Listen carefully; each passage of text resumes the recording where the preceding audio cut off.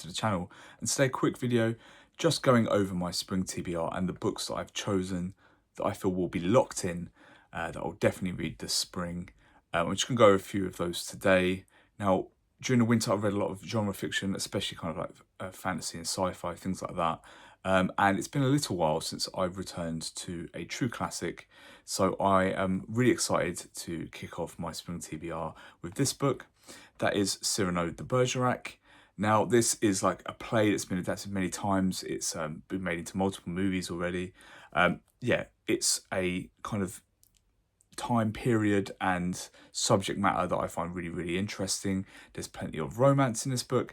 It's not particularly long. I think this plays around 240, 250 pages. So it won't take particularly a large amount of time to read, but it is one that I'm really looking forward to sinking my teeth into fairly early on in the spring. Then I'm going to follow on with somewhat of a mammoth. Now, this is a series that I absolutely love. I've read one of the books from this series basically every year for the past like 4 or 5 years, and that's the Asian sagas. And the next one up on deck is Noble House. So this is one of the first ones that was actually written by James Clavell in the Asian sagas, and it's a beast.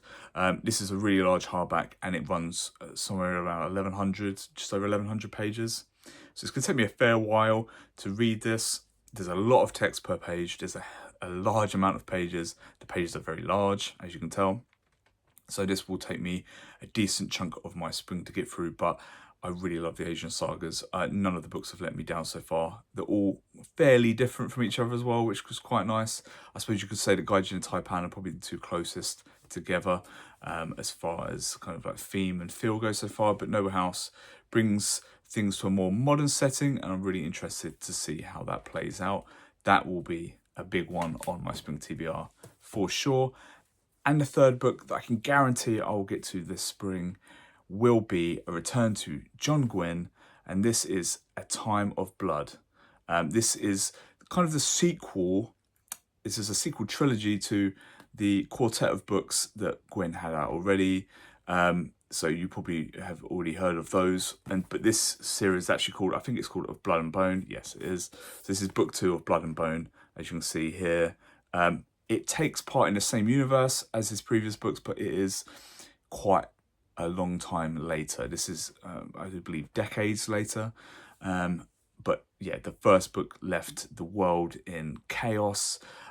It was very violent, very like explosive first entry, I suppose you would call it, to this trilogy. And yeah, it's not crazy long. It's around the 500 page mark, which is, I would say, average for epic fantasy. So yeah, I will be getting back to fantasy after a couple of book hiatus, as you can see. Now, spring, you know, depends where you personally cut off your spring reading. I may get a 4th book in there as well. I'm keeping things a little bit open at the moment, just in case, you know, work is crazy and I might only be able to get these 3 books in. But these are my locks so far. So that's A Time of Blood, Noble House, and Cyrano de Bergerac. Nothing crazy on the page count. Just under 2,000 pages. Should be nice and achievable, I think. And then if I get a 4th book in, happy days. But I'll catch you in this one.